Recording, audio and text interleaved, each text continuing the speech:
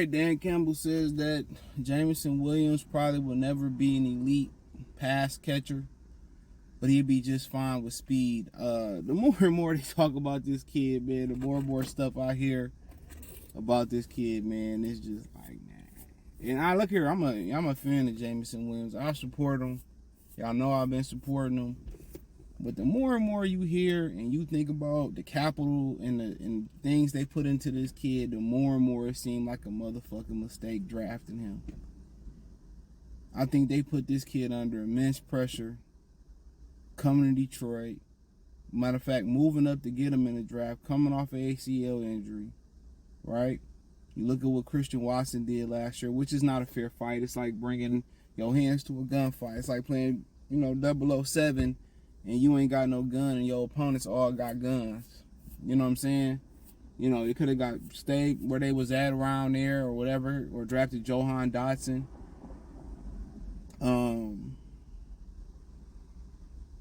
I think in some people's mind they was better off just with keeping DJ Shark and probably taking Jordan Davis, out of Georgia. And that's what Jahmyr Gibbs is going to be measured against this year is, them not taking the kid from Georgia. I forget his name already. The kid, defensive tackle. I think Jordan Davis was last year. I forget the guy named this year who got in trouble just that fast. He's going to be measured against that, even though it's not a fair fight. Jahmyr Gibbs, if he does well, he's going to have more opportunities to have flash, independent plays for catching the ball and touching the ball. Jordan Davis, whatever the kid name from Georgia that was supposed to go high this year, failed because of the incident. But, I mean, honestly, it's looking like a mistake, bro.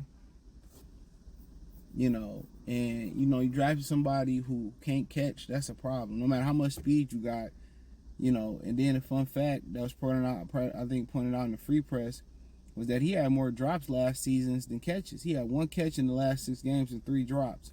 And I seen that 50-yard bomb they got on Cam Sutton the other day, and the other day, and Jared Goff still underthrew him. He had to stop to catch that ball and speed back up. I'm just not sure him and Jared Goff is a fit. First and foremost, I think he know it. I think Goff know it. I think if anybody else know it, Ben Johnson know it, Brad Holmes know it, then Campbell know it. And I just think they put him in a bad position being here. I really do. I think he in a bad position being here. I think they created the fans do that shit too though. They'll sit here and they'll praise a bum ass player like Killian Hayes and give him all the encouragement, right? And then they'll turn around with somebody who got real talent in Jameson Williams and they'll come down for him. After the Minnesota game, he trash talking. That's what players do. We don't need 52, 53 players of humble. You need somebody with swagger. You need somebody that's going to talk that shit. That's why Ndamukong Suh, Calvin Johnson, and Matthew Stafford never won nothing. That's exactly why, because nobody was a vocal leader. Nobody really had that verbal swagger. But he in a bad spot, and then he said, well, he's working on some mechanical things to catch the ball, but he'd never be an elite pass catcher, and that's fine. He got speed. What happened when that fucking speed fall off a little bit? You know what I'm saying? You got to be able to catch the football to be on the football team with me. If you can't catch, that's a problem. So he got an ACL injury. Now he can't catch. Now he can't, form a rapport with golf. I mean, it's just so many fucking red flags, and I hate to be belligerent, but there's so many red flags here. So many. That's something that he should be on that jug machine doing whatever catcher routine that St. Brown do. He should be doing that exact same routine. The same routine that St. Brown is doing. The same routine. But a lot of deep threats, in football can't sometimes have questionable hands. But he's just not a deep threat. He can run, the patterns and all that. And I don't remember him in Alabama having drop problems. So I don't know. Maybe he did. I watched Bama a little bit, not as much as Michigan. That's the only team I really watch unless it's the SEC game of the week on CBS. But I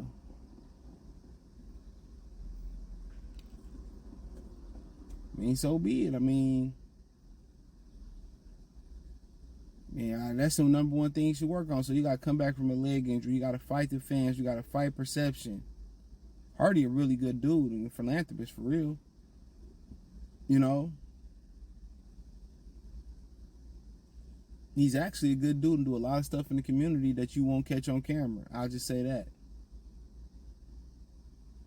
It's just too much. I'll be weighing down on the wrong people, bro. Y'all be encouraging a lot of fans, y'all be encouraging the wrong type of players. He need encouragement, bro. He really do. But I think Goff throws a very catchable ball. It's better than being with Stafford. Stafford was out there throwing silver bullets out there, my boy. That Stafford ball was not catchable at all, and that's one problem Ebron and Pettigrew, who both had issues, had an issue with. He threw the ball too hard, especially early in his career. He didn't have a catchable ball. Jared Goff throws a catchable ball, but it don't seem like he got enough arm to get it out there to Jameson Williams. Or it's something that's not going on right there. Even that Green Bay game, when he scored that touchdown they called back, he had to stop and reach back for the ball. And maybe you think it's a timing thing because they ain't been able to get out there and do some things together, and they ain't been able to, really do the things they need to do and get the timing and work out the way they need to work out and stuff. But now you get in the camp, bro, and he's still having to stop for the ball, wait for the ball. I mean, but he fighting a machine. He fighting perception. But you never fight perception because perception isn't reality. When you're young, you don't know no better. You get older, hey, man, he's a fucked up person. He's a bad person, man. Don't trust him. You was like, man, I don't give a fuck. I don't even like people. All right, whatever. People put that evil on you. What's so funny is a lot of your family members will put that evil on you too and perpetuate that. When you figure out, when you become independent, that you don't need nobody else, you'll be straight in life. As long as you living righteous and you doing the right things, you doing what you need to be done, because people ain't going to see that all the time. As soon as you make a mistake, as soon as you slip, you fall. I mean, that bad news it's travel at the speed of light, faster than the speed of light. When you're doing something good, productive, when you're doing philanthropy, when you're giving back, doing charity, that news travel slower than the snail, slower than the hair. And that's life. In the society that we live in right now, what Jameson Williams got to understand, negativity reigns supreme. You can see somebody,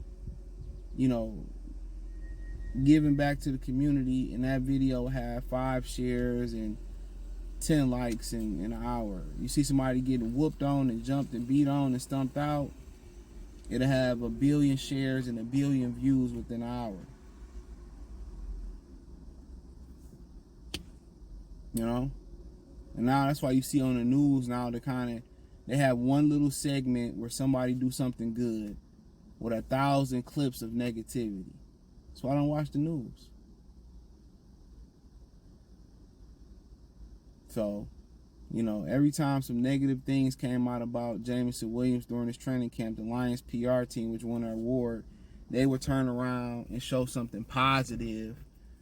Him making a play. They did it with Jeff Okuda. Remember, he got cooked by the Colts, and then they came back and showed him making a play versus the Colts. So, hey, it is what it is. But hey, check out Detroit Lions Talk playlist. Thumbs up the video, share the video, subscribe to the channel. Hit the bell icon button, hit all notifications, increase your chance to get notifications. We go live or drop a video.